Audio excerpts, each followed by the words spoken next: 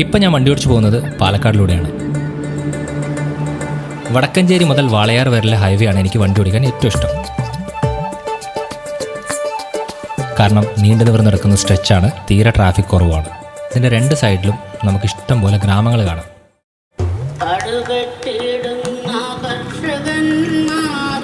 OV Vijayan രചിച്ച വളരെ famous ആയിട്ടുള്ള ഖസാക്കിൻ്റെ ഇതിഹാസത്തിലെ തസ്രാക്ക് എന്ന ഗ്രാമമാണ്.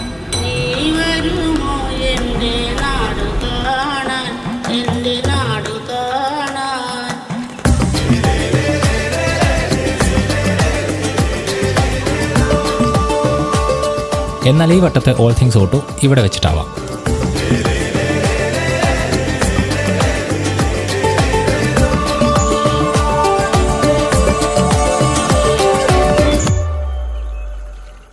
ഈ പാലക്കാടൻ നാട്ടിൻപുറത്ത് ഇന്ന് നമ്മുടെ കൂടെയുള്ള വണ്ടി ഫോക്സ് വാഗൻ്റെ ടിഗ്വാൻ ഓൾ സ്പേസ് ആണ്.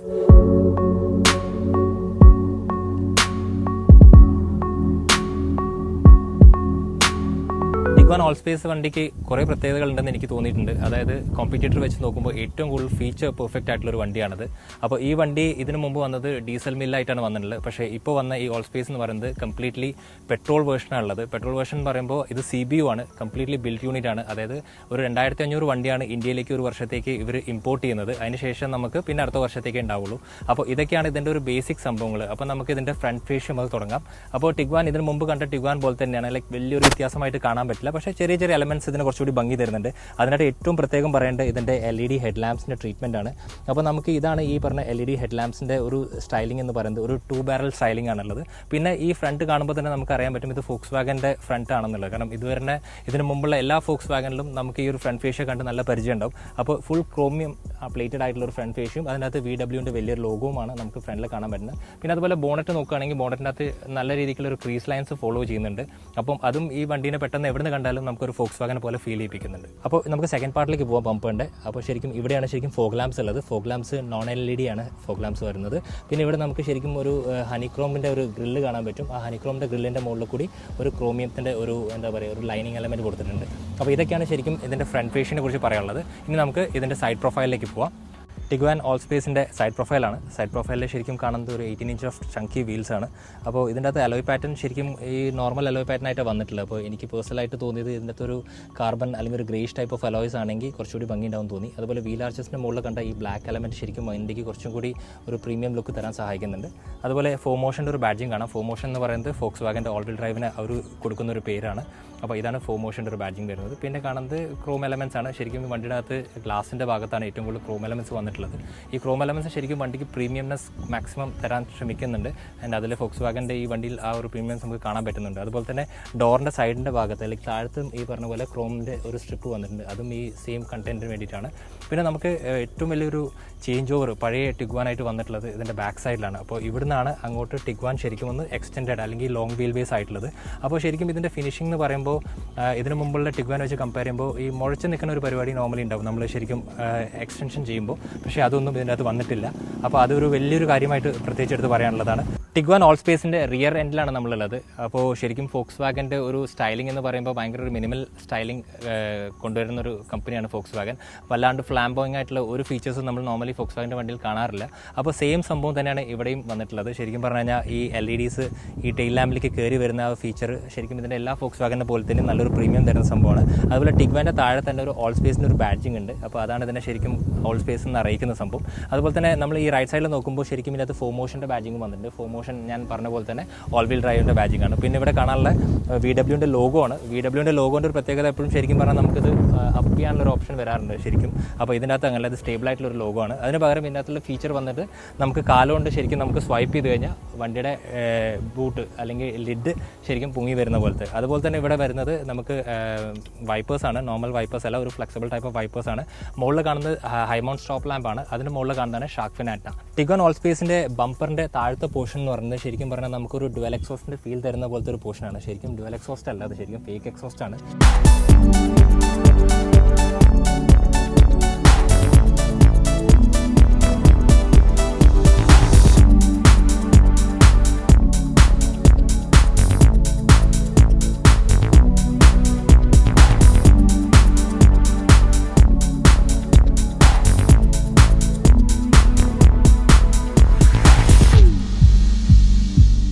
ഓൾ സ്പേസ് ടിഗ്വാൻ്റെ ഇൻറ്റീരിയറിലാണുള്ളത്. ഇൻറ്റീരിയർ ശരിക്കും കാണുമ്പോൾ തന്നെ അറിയാൻ പറ്റും ഫോക്സ് വാഗനിഷ് ആണെന്ന്. അതെന്തുകൊണ്ടാണെന്ന് വെച്ചാൽ ഭയങ്കര മിനിമൽ ആയിട്ടുള്ളൊരു ഇൻറ്റീരിയേഴ്സാണ് ഫോക്സ് വാഗൻ എല്ലാ വണ്ടികളിലുള്ളത്. പക്ഷേ പ്രീമിയംനെസ്സിന് ഒരു കുറവുണ്ടാവില്ല.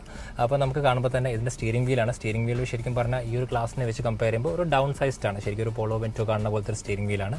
പിന്നെ എടുത്ത് പറയാനുള്ള കാര്യം ഇതിൻ്റെ TFT ഡിസ്പ്ലേ ആണ്. ശരിക്കും 12.2 ഇഞ്ചിൻ്റെ TFT ഡിസ്പ്ലേ ഓഡി ഇൻസ്പയർഡ് ആയിട്ടാണ് എനിക്ക് ഫീൽ ചെയ്തിട്ടുള്ളത്. ലൈക്ക് ഇതുപോലെ ഫോക്സ് വാഗൻ്റെ വണ്ടികളിലും ഇപ്പോൾ വന്നു തുടങ്ങിയിട്ടുണ്ട്. പിന്നെ കാണാനുള്ള ഇതിൻ്റെ ഡാഷ്ബോർഡാണ്. ഡാഷ്ബോർഡ് ശരിക്കും നല്ല പ്രീമിയം ഫീൽ കിട്ടാൻ വേണ്ടിയിട്ട് ലെതർ റാപ്ഡ് പോലെ നമുക്ക് ഫീൽ ചെയ്യും. ഭയങ്കര സോഫ്റ്റ് ടൈപ്പാണ് ഡാഷ്ബോർഡ് ഉള്ളത്. പിന്നെ പറയാനുള്ളത് ഇതിൻ്റെ ഡിസ്പ്ലേ ആണ്. ഡിസ്പ്ലേ ശരിക്കും ഒരു 8 ഇഞ്ചിൻ്റെ ഡിസ്പ്ലേ ആണ്. ഈ ഡിസ്പ്ലേൻ്റെ അകത്ത് എല്ലാ കാര്യങ്ങളും ശരിക്കും ഇത് ഇൻഫോർടൈൻമെൻറ്റ് ഡിസ്പ്ലേ ആണ്. ഇൻഫോർടൈൻമെൻറ്റ് ഡിസ്പ്ലേൻ്റെ അകത്ത് വണ്ടിയുടെ എല്ലാ കാര്യങ്ങളും ഇതിനകത്ത് ഇൻവോൾവ് ആണ്. പിന്നെ വരാനുള്ള 3 സോൺ ക്ലൈമറ്റ് കൺട്രോൾ AC ആണ്. 2 സോൺ ഫ്രണ്ടിലും 1 സോൺ ബാക്കിലുള്ളത്. പിന്നെ വരുന്നത് ഇതിൻ്റെ അകത്ത് ശരിക്കും ഇരിക്കുമ്പോൾ തന്നെ സീറ്റിൻ്റെ ഒരു പ്രത്യേകത പ്രത്യേകിച്ചെടുത്ത് പറയണം. സീറ്റ് ശരിക്കും നമ്മൾ ഭയങ്കരമായിട്ട് കംഫർട്ടബിൾ ആയിട്ട് വെക്കാവുന്ന സീറ്റാണ്. ശരിക്കും ബോൾസർ സപ്പോർട്ട്സ് ഉള്ള സീറ്റാണ്. അപ്പോൾ നമുക്ക് ശരിക്കും പറഞ്ഞു കഴിഞ്ഞാൽ മെമ്മറി ഫംഗ്ഷൻസ് എനേബിൾഡ് ആയിട്ടുള്ള സീറ്റ്സ് ആണ്. പക്ഷേ കോ ഡ്രൈവർ സീറ്റിൻ്റെ അകത്ത് മെമ്മറി ഫംഗ്ഷൻസ് ഇല്ല. ശരിക്കും മാനുവൽ സീറ്റ്സ് ആണ്. പിന്നെ ഡാഷ്ബോർഡിൻ്റെ കാര്യം പറയുമ്പോൾ ഇതിനകത്ത് ഗ്ലോ ബോക്സ് ശരിക്കും പറഞ്ഞാൽ ആവശ്യത്തിന് സ്പേസ് ഉള്ള ടൈപ്പ് ഓഫ് ഗ്ലോ ബോക്സ് ആണ്. പിന്നെ ഈ വണ്ടി CBO ആയ കാരണം ഇതിൻ്റെ അകത്ത് CD ചേഞ്ചറും അതുപോലെ കാര്യങ്ങളൊക്കെ എനേബിൾഡ് ആണ്.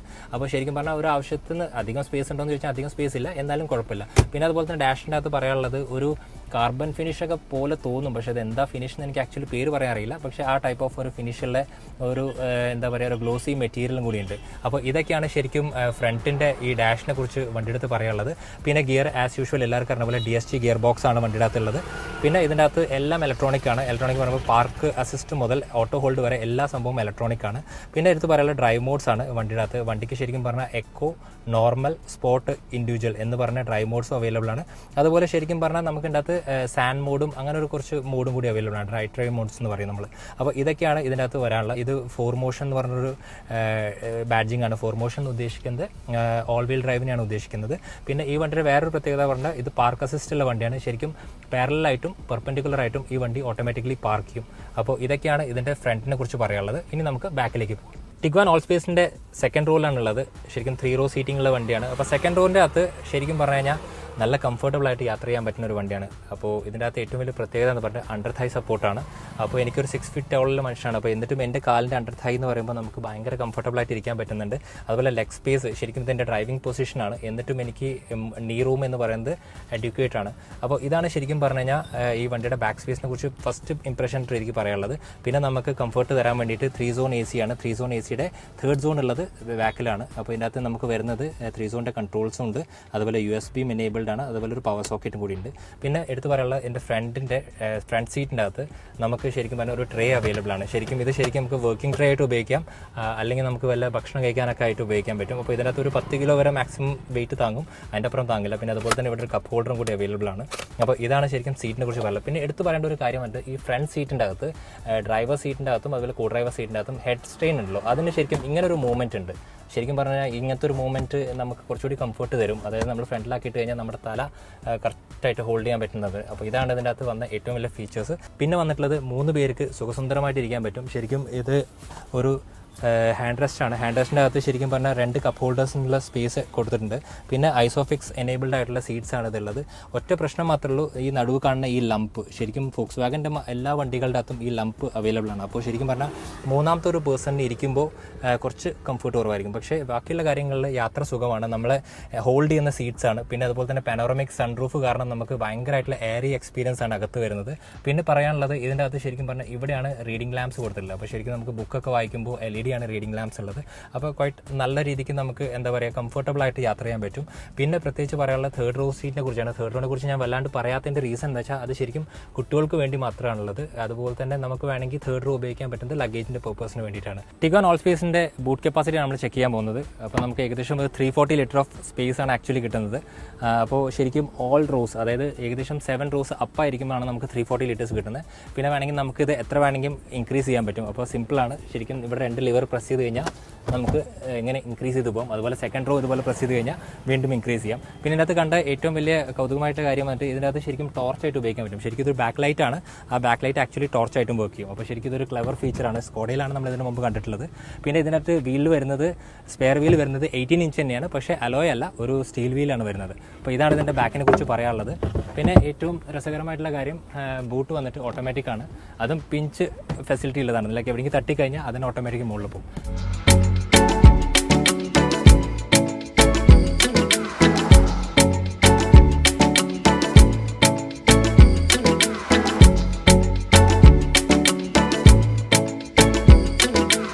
ടിഗ്വാൻ ഓൾ സ്പേസ് SUV ഓടിക്കുമ്പോൾ ഫസ്റ്റ് മനസ്സിൽ വരുന്ന ഒരു പ്രത്യേക എടുത്ത് പറയേണ്ട കാര്യം റിഫൈൻമെൻറ്റ് തന്നെയാണ്. അപ്പോൾ ഫോക്സ് വാഗൻ്റെ എല്ലാ മെഷീൻസിനെയും പോലും ഈ വണ്ടിയും ഹൈപ്പർ റിഫൈൻഡ് ആണ്, പ്രത്യേകിച്ച് compare to the competitions like ഇത് സൂപ്പർ ഡൂപ്പർ എന്നൊക്കെ നമുക്ക് പറയാം. അതിൻ്റെ ബേസിക് റീസൺ വരുന്നത് ഇതിൻ്റെ അകത്ത് ഉപയോഗിച്ചിട്ടുള്ള ഒരു 2 ലിറ്റർ എഞ്ചിൻ്റെ പ്രത്യേകതയാണ്. അപ്പോൾ ഭയങ്കര റിഫൈൻഡ് ആയിട്ടുള്ള എഞ്ചിനാണെന്നല്ല, TSI എഞ്ചിനാണ്. അതുപോലെ തന്നെ ഇതിൻ്റെ അകത്ത് വരുന്നത് ശരിക്കും ഇത് പ്രൊഡ്യൂസ് ചെയ്യുന്ന BHP എന്ന് പറയുമ്പോൾ ഒരു 190 BHP ആണ്. അതുപോലെ തന്നെ 320 Nm ഓഫ് ടോർക്കും ജനറേറ്റ് ചെയ്യുന്നുണ്ട്. അപ്പോൾ ശരിക്കും ആദ്യം ഞാൻ ഈ വണ്ടി ഓടിക്കുമ്പോൾ ഞാൻ വിചാരിച്ചു ലൈക്ക് ഈ 2 ലിറ്റർ എഞ്ചിൻ ഇതിന് മാക്സിമം പവർ ജനറേറ്റ് ചെയ്യിപ്പിക്കാൻ പറ്റുമോ എന്നുള്ളൊരു കാര്യത്തിൽ സംശയം ഉണ്ടായിരുന്നു. പക്ഷേ വണ്ടി ഓടിച്ച് തുടങ്ങിയപ്പോഴാണ് മനസ്സിലായത് അതായത് നല്ല കേപ്പബിൾ ആയിട്ടുള്ളൊരു എഞ്ചിൻ തന്നെയാണ് ഇതിന് കൊടുത്തിട്ടുള്ളത്. എഞ്ചിൻ്റെ കാര്യം പറയുമ്പോൾ ഒബ്വിയസ്ലി ഇതിൻ്റെ ഗിയർ ബോക്സിൻ്റെ കാര്യം എന്തായാലും പറയണം. ഗിയർ ബോക്സ് എന്ന് പറയുമ്പോൾ ഫോക്സ് വാഗൻ്റെ റെപ്യൂട്ടഡ് ആയിട്ടുള്ള DSG ഗിയർ ബോക്സ് ആണ്, 7 സ്പീഡ് DSG ആണ്. അപ്പോൾ ഈ DSG ഗിയർ ബോക്സിനകത്ത് TSIൻ്റെ മില്ല് ഇൻകോപ്പറേറ്റ് ചെയ്ത രീതിയാണ് നമുക്ക് ഇത്രയും നല്ല റിഫൈൻമെൻറ്റ് തരാൻ സഹായമാകുന്നത്. അപ്പോൾ ഞാൻ ആദ്യം തന്നെ പറഞ്ഞിരുന്നു ഈ ക്ലാസ്സിലെ ഏറ്റവും കൂടുതൽ എന്താ പറയുക ടെക് സാവി അല്ലെങ്കിൽ കുറേ ടെക്നോളജി ഉപയോഗിക്കുന്ന ഒരു SUV ആണ് ഈ പറഞ്ഞ പോലെ ടിഗ്വാൻ. അപ്പോൾ ടെക്നോളജി എന്താ സംഭവിച്ചത് ഇതിനകത്ത് കുറേ ഇത് ആദ്യം ഞാൻ പറഞ്ഞ പോലെ ഇതൊരു CBU ആണ്, ലൈക്ക് കംപ്ലീറ്റ്ലി ബിൽറ്റ് യൂണിറ്റ് ആയതുകൊണ്ട് ഇതിനകത്ത് കുറേ ഫീച്ചേഴ്സ് പഴയ ടിഗ്വാനെക്കാളും കൂടുതലാണ്. അതായത് ഇപ്പോൾ ലെയിൻ കീപ്പ് അസിസ്റ്റ് പോലത്തെ ഫീച്ചേഴ്സും അതുപോലെ കൊളീഷൻ ഫീച്ചേഴ്സും അതുപോലെ തന്നെ ഓട്ടോ പാർക്ക് ലൈക്ക് പാരലലും അതുപോലെ പെർപെൻഡിക്കുലറുമായിട്ടുള്ള ഒരു പാർക്കിംഗ് ഫീച്ചേഴ്സും. അപ്പോൾ ഇങ്ങനെ കുറേ കാര്യങ്ങൾ ശരിക്കും ഈ പഴയ ടിഗ്വാനെ വെച്ച് കമ്പയർ ചെയ്യുമ്പോഴും അതുപോലെ പുതിയ ടിഗ്വാൻ്റെ അകത്ത് കുറേ ഫീച്ചേഴ്സും അവൈലബിൾ ആണ്. ഫോക്സ് വാഗൻ ടിഗ്വാൻ്റെ അകത്തുള്ള ഏറ്റവും 2 നല്ല ഫീച്ചേഴ്സാണ് ലെയിൻ കീപ്പ് അസിസ്റ്റും പാരലൽ അല്ലെങ്കിൽ പെർപെൻഡിക്കുലർ പാർക്കിങ്ങും. ലെയിൻ കീപ്പ് അസിസ്റ്റ് എന്ന ഫീച്ചർ നമ്മൾ ഓൺ ചെയ്ത് കഴിഞ്ഞാൽ വണ്ടി മാർക്ക് ചെയ്ത ലെയിൻ ആണെങ്കിൽ, അതായത് ലെയിൻ എന്ന് ഉദ്ദേശിക്കുന്നത് 2 സൈഡിലുള്ള മാർക്കിംഗ് ആണ്. അങ്ങനെ ഹൈവേസിലെ 2 സൈഡിലുള്ള മാർക്കിംഗ് അനുസരിച്ച് വണ്ടി ആ മാർക്കിങ്ങിനെ ജഡ്ജ് ചെയ്തിട്ട് പോവുകയും അതുപോലെ നമ്മൾ ലെഫ്റ്റിലേക്കോ റൈറ്റിലേക്കോ പോയി കഴിഞ്ഞാൽ ഓട്ടോമാറ്റിക്കലി വണ്ടി സ്റ്റിയറിംഗിനെ തിരിച്ച് ആ ലെയിനിലേക്ക് കൊണ്ടുവന്നിടും, അതായത് അകത്തേക്ക് എടുത്തിടും. അപ്പോൾ ഇതിനാണ് ശരിക്കും നമ്മൾ ലെയിൻ കീപ്പ് അസിസ്റ്റ് എന്ന് പറയുന്നത്. പിന്നെ ഇതിനകത്തുള്ള വേറൊരു ഫീച്ചറാണ് ഓട്ടോ പാർക്കിംഗ്. ഓട്ടോ പാർക്കിംഗ് ശരിക്കും ഇതിൻ്റെ അകത്ത് പാരലായിട്ട് കുറേ വണ്ടികൾ വരാറുണ്ട്. പക്ഷേ ടിഗ്വാൻ്റെ അകത്ത് പാരലൽ പാർക്കിങ്ങിൻ്റെ കൂടെ തന്നെ ഒരു പെർപെൻഡിക്കുലർ പാർക്കിംഗ് കൂടിയുണ്ട്.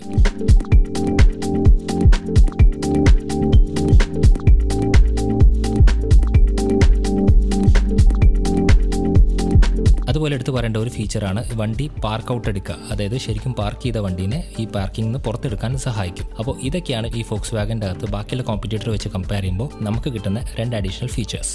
അപ്പോൾ നമുക്ക് വണ്ടി ഓടിക്കുമ്പോൾ തന്നെ ഇതിൻ്റെ സീറ്റിംഗ് പൊസിഷൻസ് നല്ലൊരു ഫേവറബിൾ ആയിട്ടുള്ള പൊസിഷൻസ് ആണ്. അപ്പോൾ ഈ ഫേവറബിൾ ആയിട്ടുള്ള പൊസിഷൻ എന്ന് പറയുമ്പോൾ ശരിക്കും ഇതിൻ്റെ കോമ്പറ്റീറ്റർ വെച്ച് നമുക്ക് കമ്പയർ ചെയ്യുമ്പോൾ ചിലപ്പോൾ ഹൈറ്റ് കുറഞ്ഞതായിട്ട് ഫീൽ ചെയ്യുമെങ്കിൽ പോലും നമുക്ക് ഇരുന്ന് ഓടിക്കുമ്പോൾ നമുക്ക് കിട്ടുന്ന ആ ഒരു വിഷൻ പെർഫെക്റ്റ് ആണ്. അതുപോലെ തന്നെ നമുക്ക് സീറ്റിൻ്റെ ബോൾസ്റ്റർ നമ്മൾ പറയും, അതായത് നമ്മൾ ഹഗ് ചെയ്യുന്ന രീതി അതും പെർഫെക്റ്റ് ആണ്. അതുപോലെ ചെറിയ ചെറിയ കാര്യങ്ങൾ, അതായത് ഹെഡ് റെസ്റ്റ്. അപ്പോൾ ശരിക്കും ഒരു എന്താ പറയുക, നമുക്ക് ഹെഡ് റെസ്റ്റ് എന്ന് പറയുമ്പോൾ നമ്മൾ ബാക്കിയുള്ള വണ്ടികളെ പോലെയല്ല, നമുക്ക് അഡ്ജസ്റ്റബിൾ ആയിട്ടുള്ള ഹെഡ് റെസ്റ്റ് ആണ്. അഡ്ജസ്റ്റബിൾ എന്ന് ഉദ്ദേശിക്കുന്നത് നമ്മൾ ഹൈറ്റിൽ മാത്രമല്ല, ലൈക്ക് ഈ പറഞ്ഞ പോലെ നമ്മുടെ ഹെഡിൻ്റെ അവിടേക്ക് നീങ്ങുന്ന ടൈപ്പ് ഓഫ് ഹെഡ് റെസ്റ്റ് ആണ്. അപ്പോൾ ഇതൊക്കെ ശരിക്കും ഈ ഒരു പ്രീമിയം കൂട്ടുന്നതാണ്, അല്ലെങ്കിൽ നമുക്ക് കംഫർട്ട് കൂട്ടുന്ന കാര്യങ്ങളാണ്. പിന്നെ ആസ് യൂഷ്വൽ ഇതിനകത്ത് വരുന്ന 3 സോൺ ക്ലൈമറ്റ് കൺട്രോൾ AC ആണ്, ലൈക്ക് ഫ്രണ്ട് 2 സോണും അതുപോലെ ബാക്കത്തെ സോണും. അപ്പോൾ വ്യത്യാസം വന്നിട്ടുള്ളത് ഒരു പഴയ ടിഗ്വാൻ വെച്ച് കമ്പയർ ചെയ്യുമ്പോൾ ഇതിനകത്ത് 7 സീറ്റ് വന്നിട്ടുണ്ട്. 7 സീറ്റ് വരുമ്പോൾ കുറച്ച് വീൽ ബേസ് കൂടിയിട്ടുണ്ട്. ആ വീൽ ബേസ് കൂടുമ്പോൾ വരുന്നൊരു ഗുണം എന്ത് സംഭവിച്ചാൽ വണ്ടിക്ക് കുറച്ച് വെയിറ്റ് കൂടിയിട്ടുണ്ട്. അപ്പോൾ കുറച്ചും കൂടി പഴയ ടിഗ്വാൻ വെച്ച് കമ്പയർ ചെയ്യുമ്പോൾ സ്റ്റേബിളായിട്ട് എനിക്ക് ഫീൽ ചെയ്തു വണ്ടി. അപ്പോൾ ശരിക്കും പറഞ്ഞാൽ ഇതിൻ്റെ റെവ് റേഞ്ച് ഒക്കെ നോക്കുകയാണെങ്കിൽ ഒരു 1700 മുതൽ ഒരു 2000 അകത്താണ് ഇത് ശരിക്കും ഏറ്റവും കൂടുതൽ പവർ ജനറേറ്റ് ചെയ്യുന്നത്. ആൻഡ് അത് മാക്സിമം ഒരു 6000 RPM വരെ ഈ പവർ വലിച്ചു കൊണ്ടുപോകാൻ പറ്റുന്നൊരു കപ്പാസിറ്റിയിലൊരു എഞ്ചിനാണ്. അപ്പോൾ ശരിക്കും പറഞ്ഞാൽ നമുക്ക് എവിടെയും പവർ ലോസ് വരുന്നില്ല, റിഫൈൻമെൻറ്റ് കൂടെ മാക്സിമം പവറും തരുന്ന വണ്ടിയാണ്. ടിഗ്വാൻ ഓൾ സ്പേസിനകത്ത് ഞാൻ കണ്ട ഒരു എക്സ്ട്രാ ഫീച്ചർ എന്ന് പറഞ്ഞാൽ ലോഞ്ച് കൺട്രോൾ എന്നൊരു സംഭവമുണ്ട്.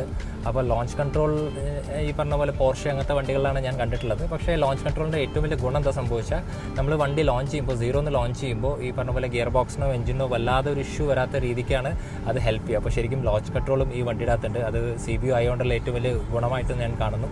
പിന്നെ വണ്ടി ഓടിക്കുമ്പോൾ ഇതിൻ്റെ ഡ്രൈവിംഗ് ഡൈനാമിക്സ് ഞാൻ പറഞ്ഞ പോലെ സ്റ്റിയറിംഗിൻ്റെ ഒരു സ്റ്റിഫ്നെസ് ഉണ്ടോ എന്ന് ചോദിച്ചു കഴിഞ്ഞാൽ അത്ര വല്ലാണ്ടൊരു സ്റ്റിഫ്നെസ് ഇല്ല, പക്ഷേ സോഫ്റ്റ്നെസ്സും ഇല്ല. അപ്പോൾ ശരിക്കും പറഞ്ഞാൽ ഒരു 2ൻ്റെ ഇടയ്ക്ക് വെച്ചിട്ടുള്ളൊരു മൂവ്മെൻറ്റാണ് ശരിക്കും സ്റ്റിയറിംഗ് തരുന്നത്. വല്ലാണ്ടൊരു എന്താ പറയുക, നമുക്കൊരു കംഫർട്ടബിൾ ആയിട്ടുള്ളൊരു സ്റ്റിയറിംഗ് തന്നെ എനിക്ക് പ്രത്യേകിച്ച് എടുത്ത് പറയണം. പിന്നെ ഇതിനകത്ത് ഡ്രൈവിംഗ് മോഡ്സ് അവൈലബിൾ ആണ്. ഡ്രൈവിംഗ് മോഡ്സ് എന്ന് പറയുമ്പോൾ എക്കോ, സ്പോർട്ട്, അതുപോലെ ഇൻഡിവിജ്വൽ അങ്ങനെ രീതിക്ക് നമുക്ക് ക്രമീകരിക്കാൻ പറ്റുന്ന ഒരു ഡ്രൈവിംഗ് മോഡ്സ് ആണ്. സ്പോർട്ട് മോഡിലാണ് ടിഗ്വാൻ ഓടിക്കാൻ ഏറ്റവും കൂടുതലുമായിട്ടും നമുക്ക് ഫീൽ കിട്ടുന്നത്. പിന്നെ എടുത്ത് പറയാനുള്ള അതിൻ്റെ അകത്ത് കുറേ ഫീച്ചേഴ്സ് ഉണ്ട്. ഞാൻ ഈ പറഞ്ഞ പോലെ CBU ആയതുകൊണ്ട് കുറേ റഡാർ ഫീച്ചേഴ്സും അവൈലബിൾ ആണ് ഈ വണ്ടിയുടെ അകത്ത്. അപ്പോൾ ഇതൊക്കെയാണ് ശരിക്കും ടിഗ്വാൻ്റെ ഡ്രൈവിനെ കുറിച്ച് പറയാനുള്ളത്. ശരിക്കും ഒരു ഭയങ്കര റിഫൈൻഡ് ആയിട്ടുള്ള, ഭയങ്കര കംഫർട്ടായിട്ടുള്ള, ഭയങ്കര എക്സിക്യൂട്ടീവ് ആയിട്ടുള്ള ഒരു ഡ്രൈവാണ് പ്രൊവൈഡ് ചെയ്യുന്നത്. ശരിക്കും പറഞ്ഞാൽ ടിഗ്വാൻ ഞാൻ ഓടിക്കുമ്പോൾ എനിക്ക് ഫീൽ ചെയ്യുന്നത് ഒരു കാറിൻ്റെ കംഫർട്ട് കിട്ടുന്ന ഒരു SUV ആയിട്ടാണ് എനിക്ക് പ്രത്യേകിച്ച് എടുത്ത് പറയാനുള്ളത്.